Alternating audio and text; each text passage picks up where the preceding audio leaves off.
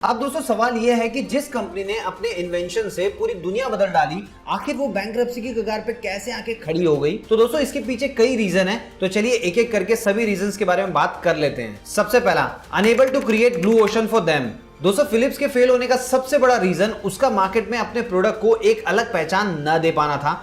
For example Singapore में Philips के iron और वैक्यूम काफी फेमस थे, जिसके कस्टमर काफी ज्यादा थे। सो फिलिप्स इन दोनों को ही और अच्छी टेक्नोलॉजी और क्वालिटी के साथ वहां के मार्केट में आगे बढ़ा सकता था, लेकिन ऐसा करने के बजाय कंपनी ने और ज्यादा प्रोडक्ट मार्केट में लॉन्च किए, जैसे कि टीवी, साउंड सिस्टम वगैरह वगैरह। अब वैसे तो ये भी मार्केट में कुछ हद तक चले, पर एक टाइम के बाद में कंपनी खुद कंफ्यूज होने लग गई कि वो किस प्रोडक्ट पे ज्यादा फोकस करे, जिसकी वजह से उनका जो मेन कस्टमर बेस था वो धीरे धीरे खत्म होने लगा। दूसरा, unable to follow consumers trend.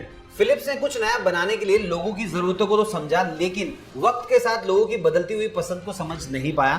For example, जब फिलिप्स कैसेट बनाया करता था तो सोनी ने सीडी बनानी शुरू कर दी थी, जो साइज में छोटी होती थी और उसमें ज्यादा डेटा स्टोर किया जा सकता था, जिसकी वजह से सोनी फिलिप्स का कॉम्पिटिटर बन गया। बाद में फिलिप्स को उसके साथ ही हाथ मिलाना पड़ा। इसके अलावा एलसीडी टीवी भी फिलिप्स ने कई कंपनीज के मार्केट में आने के बाद में बनाना शुरू किया था। तीसरा, लैक ऑफ टेक्नोलॉजी इनोवेशन।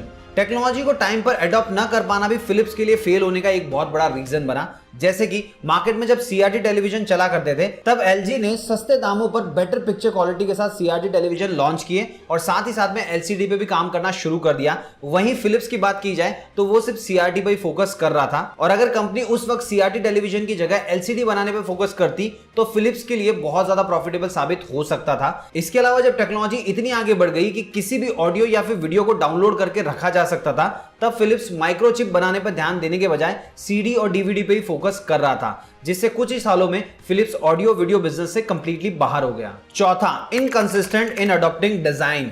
जब सोनी और एलजी मार्केट में आए तो नए नए डिजाइन लेकर आए जो कि फिलिप्स से कई ज्यादा बेटर थे, लेकिन उन्हें देखने के बाद भी फिलिप्स ने अपने प्रोडक्ट के डिजाइन में कोई खास चेंज नहीं किया। दोस्तों दुनिया के one of the leading designers में से एक स्वॉन कैरने, जो कि फिलिप्स के चीफ डिजाइनर ऑफिसर रह चुके थे, उन्होंने ये कहा कि फिलिप्स वक्त के साथ नए डिजाइन को अडॉप्ट नहीं करता, जिसकी वजह से उन्हें वहां पे काम करने में मजा नहीं आ रहा था। सो उन्होंने वहां पे जॉब छोड़ दी। पांचवा, लैक ऑफ मार्केटिंग कैपेबिलिटीज। शायद फिलिप्स को यह लगता था कि उसने पूरी दुनिया में अपना नाम बना लिया है, सो उसे कोई ज्यादा मार्केटिंग करने की जरूरत नहीं पड़ेगी, उसके प्रोडक्ट ऐसे ही बिक जाएंगे। लेकिन जब एलजी और सैमसंग आए तो उन्होंने एडवांस टेक्नोलॉजी और कॉस्ट कटिंग के साथ साथ यूथ को टारगेट करना शुरू किया, जिसकी वजह से दोनों ने कुछ ही टाइम में पूरा मार्केट कैप्चर कर लिया और फिलिप्स से कई ज्यादा आगे निकल गए। छठा, lack of focus on core product. दोस्तों फिलिप्स मार्केट में हमेशा कुछ नया लॉन्च करता गया, लेकिन ऑलरेडी जो है उसको एक्सट्रीम लेवल तक बढ़ाने पे ध्यान नहीं दिया, जिसके कारण फिलिप्स आज किसी भी कैटेगरी में मार्केट लीडर नहीं है।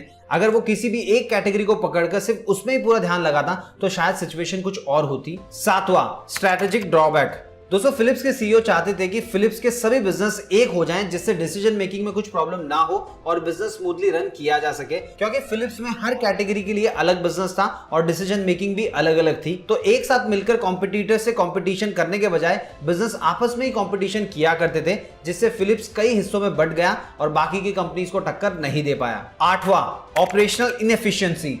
अब जब बिजनेस अलग अलग है तो डिसीजन मेकिंग का काम भी अलग अलग ही लोग करते थे, जिससे फिलिप्स अच्छे से ग्रो नहीं कर पा रहा था। जैसे कि सोनी के पास फिलिप्स के मुकाबले हजारों लोग कम थे, लेकिन हर तरह के बिजनेस के लिए एक ही जगह डिसीजन मेकिंग की जाती थी, जिसकी वजह से कम लोग होने के बावजूद भी सोनी का रेवेन्यू फिलिप्स के मुकाबले 15% ज्यादा था। सो दोस्तों इन सभी कमियों की वजह से दुनिया की सबसे बड़ी कंपनी इसमें शुमार होने वाली फिलिप्स आज अर्श से फर्श पे आ गिरी है।